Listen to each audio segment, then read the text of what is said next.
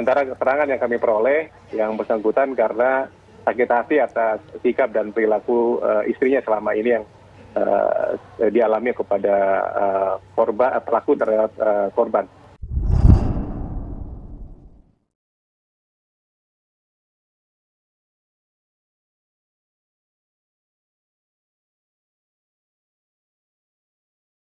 Halo sobat, izinkan kami memperkenalkan diri. Channel ini membahas kejadian-kejadian yang mengerikan yang terjadi pada suatu hubungan percintaan. Semoga channel ini bisa menghibur Anda. Terima kasih. Cekcok dengan suami, warga negara asal Timur Tengah, seorang istri muda mengalami kekerasan dalam rumah tangga di Cianjur, Jawa Barat pada Sabtu dini hari tadi. Korban disiram air keras dan dianiaya sehingga terdapat sejumlah luka di tubuhnya. Assalamualaikum. Sobat kisah nyata, apa kabarnya? Semoga kamu dan keluarga dalam lindungan Tuhan yang Maha Kuasa. Amin. Cerita kali ini berasal dari daerah Pulau Jawa lagi. Ada seorang perempuan keturunan Arab yang meninggal dunia karena dihabisi oleh suaminya sendiri yang baru saja menikah. Kenapa hal ini bisa terjadi? Di mana seorang suami yang seharusnya melindungi dan mengayomi, justru ia tega serta mengikuti perbuatan jahat tersebut. Bagaimana cerita selengkapnya? Yuk kita bahas di kisah nyata. Di sebuah daerah, tepatnya di Kampung Muncun, Desa Sukamaju, Kecamatan Cianjur, Provinsi Jawa Barat. Ada seorang wanita, sebut saja namanya Era, umurnya 44 tahun. Pada saat ia masih muda dan lajang, Era pergi ke Arab Saudi untuk bekerja sebagai tenaga kerja Indonesia. Beberapa lama tahun kemudian, Era dilamar oleh seorang pria di Arab Saudi. Tidak banyak informasi mengenai pria tersebut. Yang jelas pada akhirnya mereka menggelar pernikahan. Era dan suaminya selama menjalani bahtera rumah tangga, mereka dikaruniai seorang anak wanita. Anak mereka juga dianugerahi paras yang cantik, sebut saja namanya Rasa. Rasa ini seorang anak yang sangat disayang oleh kedua orang tuanya. Walaupun kedua orang tuanya sibuk mencari nafkah, Rasa tetap merasa disayangi dan keharmonisan rumah tangga mereka sangat terjaga. Kebahagiaan rumah tangga mereka sangatlah menyenangkan, tidak terkecuali ayahnya Rasa. Seiring berjalannya waktu, hari, bulan, dan tahun, ayahnya Rasa mengalami yang namanya ingat 5 perkara sebelum 5 perkara, yaitu sehat sebelum sakit. Jadi sobat, ayahnya Rasa mengalami sakit. Sakitnya itu sangatlah parah, yang mengakibatkan ayahnya Rasa meninggal dunia. Keluarga Rasa pun berduka, dan mereka sangatlah bersedih atas kehilangan ayahnya Rasa. Di satu sisi ibunya Rasa kehilangan sosok suami, dan peran ayah bagi Rasa membuat ia merasa terpuruk. Namun meski demikian, keluarga besar suami ibunya Rasa sangat menyayangi Rasa dan ibunya. Bahkan keluarga tersebut menginginkan Rasa dan ibunya untuk tetap tinggal di Arab Saudi bersama mereka. Namun, ibu Rasa memilih dan memutuskan untuk pulang ke Indonesia karena tidak mau larut dalam duka dan kesedihan. Dia juga membawa Rasa tinggal di Indonesia, lalu menetap di Cianjur, Jawa Barat. Semenjak tinggal di Cianjur, Rasa ini memiliki banyak kenalan. Ini semua dikarenakan parasnya yang cantik, dan dia juga ramah terhadap orang-orang sekitarnya. Menurut kerabat dan orang-orang terdekatnya, Rasa dikenal sebagai sosok yang ceria dan ramah. Pada saat itu, usia Rasa sudah menginjak 21 tahun, semakin bertambah usianya, semakin banyak juga pria yang tertarik terhadap Rasa dan mendekatinya. Namun, tidak ada pria yang bisa merebut hati Rasa. Di sisi lain, ibu Rasa selepas ditinggal suaminya, ia memutuskan untuk menikah lagi. Keluarga mantan suami yang mengetahui hal tersebut, meminta Rasa untuk tinggal kembali di Arab Saudi. Namun ternyata, Rasa mengatakan dia lebih nyaman tinggal di Indonesia. Dia tidak mau kalau harus tinggal lagi di Arab. Rasa memilih tinggal di Indonesia karena ia sudah nyaman di Cianjur, Jawa Barat. Di sisi lain, sebelum Rasa dan ibunya pindah ke Cianjur, ternyata mereka memiliki seorang tetangga, sebut saja namanya Tata. Tata usianya lebih tua dari Rasa, dan dia merupakan seorang pria asli kelahiran Arab. Tata cukup mengenal ibunya Rasa, dan sering menjalin komunikasi, yang mana hal itu membuat mereka saling mengenal. Dan saat itu Tata yang sempat bertemu dengan Rasa, membuat ia jatuh cinta kepada Rasa. Pada saat itu Tata mencoba mendekati Rasa, namun Rasa tidak terlalu suka dengan Tata. Tata juga sempat menyatakan perasaan kepada Rasa, namun Rasa terus saja menolak, hingga pada akhirnya Rasa pindah ke Indonesia, mengikuti ibunya ke Cianjur, Jawa Barat. Kepindahan Rasa dari Arab Saudi ke Indonesia tidak membuat Tata galau, karena ia yakin suatu hari nanti dia bisa mengejar dan mendapatkan Rasa. Lalu, Tata yang masih mengharapkan bisa mendapatkan Rasa, ia mulai mencari tahu soal keberadaan Rasa dan ibunya yang tinggal di Indonesia. Ternyata sobat, Tata ini memiliki sebuah bisnis, yaitu usaha kayu gaharu, kayu wangi-wangian yang digemari oleh pelanggannya. Bisnisnya itu sudah berlangsung selama 2 tahun dan berhubungan langsung dengan orang-orang di Indonesia. Setelah lumayan lama membuka bisnis di sana, dia pun mencoba untuk pindah ke Indonesia. Dia sempat beberapa tahun tinggal di Indonesia dan sembari mencoba mencari keberadaan Rasa. Beberapa hari kemudian, pada akhirnya dia mendapatkan kontak Rasa. Entah dari mana dia mendapatkan kontak tersebut. Pada saat itu, Tata mencoba memberanikan diri mencari alamat Rasa dan dia mengabari Rasa terlebih dahulu sebelum dia ke kediaman Rasa. Alhasil Rasa pun terkejut. Dari mana dia tahu nomor handphoneku? Ungkap Rasa dalam hatinya. Pada saat Tata mengajak Rasa untuk bertemu, Rasa menerima ajakan tersebut, walaupun sedikit aneh baginya. Singkat cerita mereka pun bertemu. Di saat pertemuan itu, perasaan Tata terhadap Rasa tidak berubah. Justru perasaan Tata semakin menggebu-gebu ketika Tata melihat kecantikan Rasa di saat Rasa tumbuh dewasa. Pada saat itu, Tata menyatakan perasaannya bahwa ia ingin menikahi Rasa. Tata ini sudah berniat jika suatu saat bertemu Rasa lagi, dia akan melamar Rasa. Namun, seperti biasa Rasa tidaklah tertarik terhadap Tata. Tata yang sudah terpikat oleh pesona Rasa, dia tidak putus asa untuk mendapatkan Rasa. Bahkan dia sudah melamar Rasa sebanyak 3 kali dan Rasa masih saja menolak Tata. Pada saat itu, Tata berpikir keras bagaimana merebut hati Rasa. Lalu saat itu, dia mencari cara lain dalam menaklukkan Rasa. Lalu Tata terpikir untuk membeli suatu barang untuk Rasa, berharap hati Rasa membuka perasaan terhadap Tata. Adapun barang tersebut adalah sebuah motor. Hal ini dilakukan Tata karena dia melihat kehidupan Rasa di Cianjur termasuk sederhana. Maka dari itu, Tata membelikan Rasa sebuah motor. Lalu pada saat Tata membelikan motor untuk Rasa, awalnya Rasa menolak, dia tidak ingin menerima pemberian dari Tata. Namun usaha Tata yang sangat keras, pada akhirnya Rasa mau tidak mau menerima pemberian dari Tata. Dimulai dari kejadian tersebutlah, Rasa yang sangat keras menolak Tata. Lama-kelamaan Rasa membuka hatinya untuk Tata. Beberapa waktu kemudian, Tata mencoba melamar Rasa kembali. Kali ini dia menjanjikan banyak hal, berupa mahar dengan jumlah uang sebesar 150 juta, terus juga akan memberikan villa, mobil, rumah, pokoknya semua yang Rasa inginkan. Lalu Rasa di saat itu, melihat keseriusan Tata tidaklah main-main, membuat dia mau menikah dengan Tata, dengan syarat mereka hanya nikah kontrak. Pada saat itu, Tata yang sudah sangat suka dan sayang terhadap Rasa, mengiyakan syarat yang diberikan oleh Rasa. Entah itu nikah kontrak, nikah sewa, apapun itu, yang penting Tata bisa mendapatkan Rasa. Lalu mereka berdua menyepakati pernikahan tersebut dan menandatangani kontrak yang sudah mereka buat bersama. Mereka membuat kontrak itu dengan isi kontrak Tata harus menepati janjinya untuk memberikan semua yang sudah dijanjikan kepada Rasa. Dan bila nantinya Tata mengingkari janjinya, dia harus membayar denda kepada Rasa sebesar 1 miliar rupiah. Singkat cerita mereka pun menikah. Rasa yang berharap hidupnya bahagia saat melakukan nikah kontrak, justru kehidupannya berubah jadi kesengsaraan. Tata yang tidak bisa bahasa Indonesia, jika ingin bepergian kemana-mana, dia harus mengajak Rasa, supaya interaksi antara Tata dengan warga lokal berjalan dengan lancar.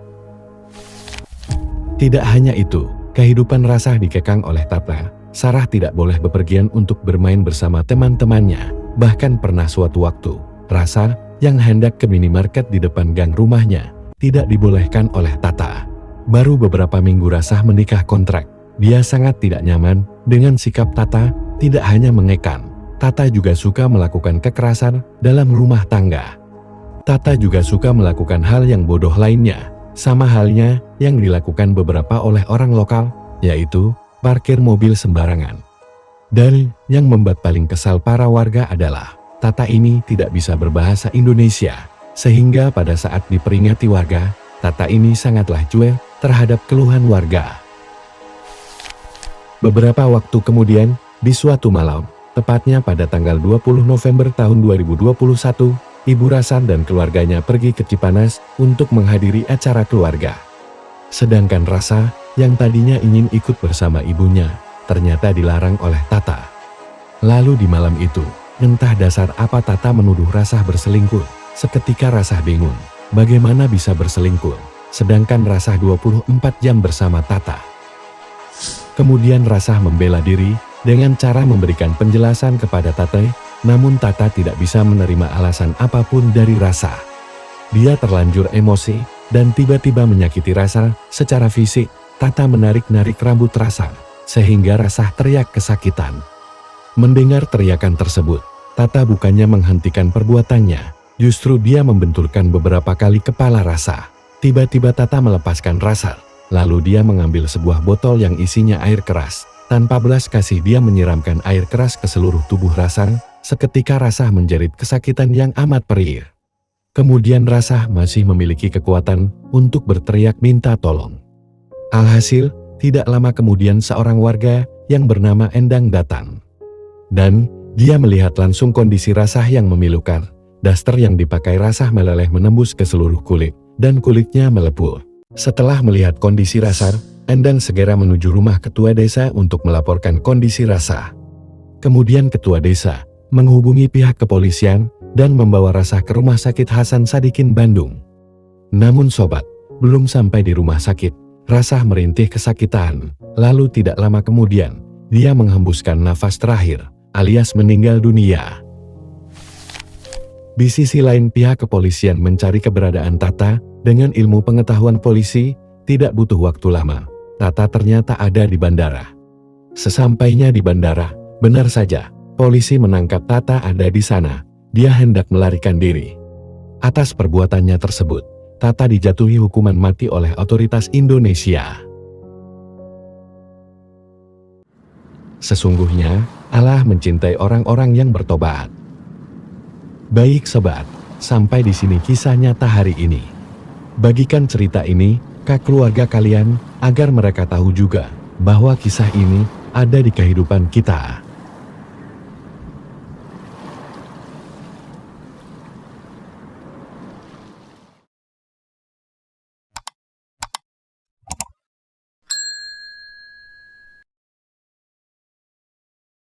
Halo sobat, izinkan kami memperkenalkan diri. Channel ini membahas kejadian-kejadian yang mengerikan yang terjadi pada suatu hubungan percintaan. Semoga channel ini bisa menghibur Anda. Terima kasih. Satreskrim Polres Malang, Jawa Timur menangkap 2 pelaku pembunuhan terhadap wanita pemandu lagu yang ditemukan tewas di sebuah warung kosong. Pembunuhan ini diketahui bermotif cinta segitiga. Assalamualaikum. Sobat kisah nyata, bagaimana kabarmu? Semoga kamu dan keluarga dalam lindungan Tuhan Yang Maha Kuasa. Amin. Hari ini kita kembali membahas kejadian-kejadian atau peristiwa mengerikan yang terjadi pada hubungan percintaan antara pria dan wanita. Kisah nyata kali ini berasal dari kota Malang yang telah terjadi sekitar tahun 2021. Cerita ini mengisahkan tentang seorang wanita pemandu karaoke yang terlibat dalam cinta segitiga. Situasi tersebut menjadi malapetaka yang merenggut nyawa si wanita. Hal ini terjadi karena di antara mereka ada yang mengakhiri cinta secara sepihak. Bagaimana cerita selengkapnya? Yuk kita bahas di kisah nyata. Baik sobat, kita mulai ceritanya. Di sebuah daerah, tepatnya di Dusun Lamah Dhuwur Piatu Sitirejo, Kecamatan Wagir, Kabupaten Malang. Ada seorang wanita, sebut saja namanya Rahayu. Pada saat itu, usianya 21 tahun. Rahayu merupakan seorang wanita yatim piatu. Rahayu dibesarkan dan dirawat oleh nenek dan kakaknya. Hari demi hari telah dilalui, Rahayu dan kakaknya mau tidak mau harus menjalani kehidupan tanpa ada kasih sayang dari kedua orang tuanya. Singkat cerita, beberapa tahun kemudian, kakak Rahayu bertemu, lalu dilamar oleh seorang pria sejati. Dia berani menikahi wanita yang ia cintai. Di sisi lain, Rahayu sedikit sedih dan kesepian, karena akan ditinggal oleh kakaknya. Namun begitu, Rahayu bertekad untuk bisa berdiri di kaki sendiri, alias hidup mandiri. Dia tidak ingin merepotkan neneknya lagi. Rahayu merasa sudah saatnya membalas budi atas perjuangan neneknya dalam merawat dirinya. Pada suatu waktu, Rahayu sedang melakukan aktivitas menjelajahi dunia maya. Dia menemukan sebuah informasi mengenai lowongan pekerjaan. Lowongan pekerjaan tersebut adalah mengajak calon pekerja sebagai pemandu karaoke di salah satu tempat hiburan di Kabupaten Malang. Rahayu yang saat itu berharap diterima bekerja di sana, akhirnya dipanggil oleh pihak pengelola untuk menempati posisi pekerjaan yang ada di sana. Singkat cerita, beberapa lama Rahayu bekerja di sana, dia bertemu dan berkenalan dengan seorang pria, sebut saja namanya Yadi. Dia berusia 34 tahun. Yadi merupakan seorang duda anak satu. Dia juga kawin cerai sebanyak 2 kali, dan pekerjaan si Yadi ini sebagai sopir truk. Saking seringnya, Yadi berpoya-poya di tempat Rahayu bekerja, membuat dia kepincut oleh Rahayu, karena menurutnya Rahayu ini wanita yang cantik, muda, dan gempal. Lalu pada saat itu, Yadi memberanikan dirinya untuk menyatakan perasaannya kalau dia suka kepada Rahayu. Mendengar hal itu, Rahayu dengan senyumannya menerima Yadi sebagai kekasih. Pada akhirnya, mereka menjalin hubungan asmara di tempat karaoke tersebut, walaupun Rahayu tahu bahwa Yadi ini sudah kawin cerai sebanyak 2 kali. Namun Rahayu yakin dengan keputusannya, ketika dia sudah bersama Yadi, Yadi ini akan setia kepada dirinya. Sejak berpacaran dengan Rahayu, Yadi memilih untuk tinggal bersama Rahayu di kos-kosannya Rahayu. Pada awalnya, hubungan Rahayu dan Yadi baik-baik saja, mereka sangat romantis dan saling pengertian satu sama lainnya. Namun meski hubungan mereka baik-baik saja, lama-lama kebosanan Yadi terhadap Rahayu tidak terhindarkan. Yadi orangnya yang suka bosan, melihat Rahayu mulai malas, apalagi kalau ada permasalahan kecil, dia menganggapnya sebagai permasalahan besar. Hubungan mereka semakin hari semakin renggang, karena mereka selalu bertengkar, sehingga Yadi mulai tidak nyaman terhadap Rahayu. Pada akhirnya, Yadi memutuskan untuk mengakhiri hubungan asmaranya terhadap Rahayu. Rahayu mendengar hal itu, tidaklah terima. Dia marah, kesal, dan kecewa terhadap Yadi. Meski begitu, Yadi tetaplah Yadi. Dia sangat serius atas ucapannya. Lalu dia pergi, meninggalkan Rahayu sendirian, walaupun Rahayu tidak menerima atas putusan sepihaknya tersebut. Rahayu sangatlah sedih, ditinggal oleh pria yang ia cintai. Namun begitu, Rahayu harus tetap bekerja untuk memenuhi kebutuhan hidupnya. Pada suatu hari, saat Rahayu bekerja, tibalah Yadi yang datang ke tempat kerja Rahayu, sambil membawa wanita barunya. Entah apa maksudnya Yadi, yang jelas pada saat itu, Yadi dan kekasih barunya bersenang-senang sampai larut malam. Setelah puas bersenang-senang dengan wanita barunya, Yadi merasa lelah karena terlalu menggebu-gebu pada malam itu. Tidak lama kemudian Yadi dan wanitanya beranjak ke truk untuk beristirahat. Lalu Rahayu yang pada saat itu sedang bekerja, entah dari mana Rahayu mengetahui Yadi datang ke tempat kerjanya. Tidak hanya itu, Rahayu juga mengetahui bahwa Yadi membawa seorang wanita. Hal ini membuat Rahayu marah besar. Dia pun segera mencari Yadi yang berada di luar tempat karaoke. Setelah beberapa lama, dia mencari Yadi, dia pun dapati Yadi berada di dalam truk. Rahayu pun menggedor-gedor pintu truk, yang mana ada Yadi di dalamnya sedang istirahat bersama wanitanya. Seketika Yadi kaget, mendengar hal itu, dia pun melihat keluar. Ternyata yang dia lihat adalah Rahayu yang sedang marah-marah. Yadi pun kesal atas sikap Rahayu yang mengganggu istirahatnya. Tidak lama kemudian dia menyalakan mesin truknya, lalu menginjak pedal gas dan membanting setir ke arah kanan, yang mana posisi itu ada Rahayu. Dan Rahayu pun terserempet jatuh, lalu terlindas roda belakang truk. Seketika Rahayu teriak kesakitan. Pada saat itu, kondisi Rahayu sangatlah memprihatinkan, yang mana tulang pahanya patah dan pembuluh darah otak pecah. Di sisi lain pada saat di jalan, entah dari mana, Yadi ini terpikir akan kondisi Rahayu yang terserempet truknya. Dia khawatir kalau kondisi Rahayu memburuk, dia akan berurusan dengan polisi. Yadi pun memutuskan untuk menelpon kenalannya yang bekerja di tempat kerja Rahayu, sebut saja namanya Dula. Ternyata Dula ini, pada saat di sana, ia sedang bersenang-senang, alias bermabuk ria. Dula yang mendengar temannya minta tolong, ia pun mau membantu Yadi. Dula pun berjalan keluar dari tempat karaoke, lalu menuju ke posisi Rahayu yang tergeletak tidak berdaya. Sesampainya di sana, Dula melihat kondisi Rahayu yang sangat memilukan.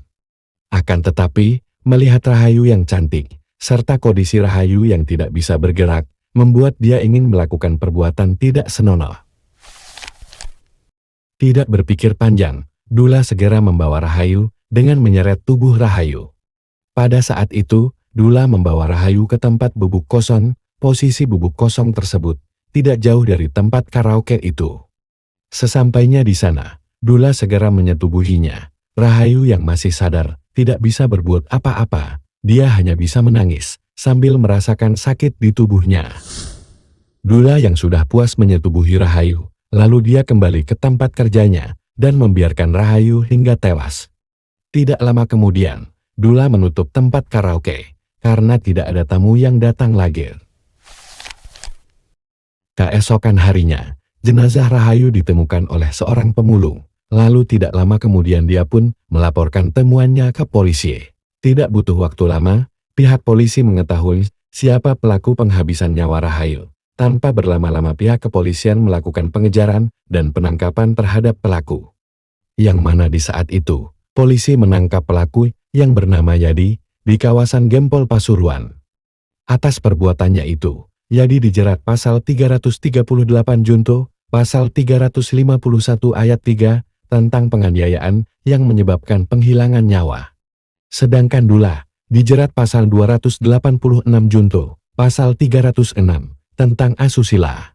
Inilah kisah nyata dari seorang pemandu karaoke dan sopir truk. Lalu, apa pelajaran yang dapat kita ambil sobat? Sesungguhnya, Allah mencintai orang-orang yang bertobat. Baik sobat, sampai di sini kisah nyata hari ini. Bagikan cerita ini ke keluarga kalian agar mereka tahu juga bahwa kisah ini ada di kehidupan kita.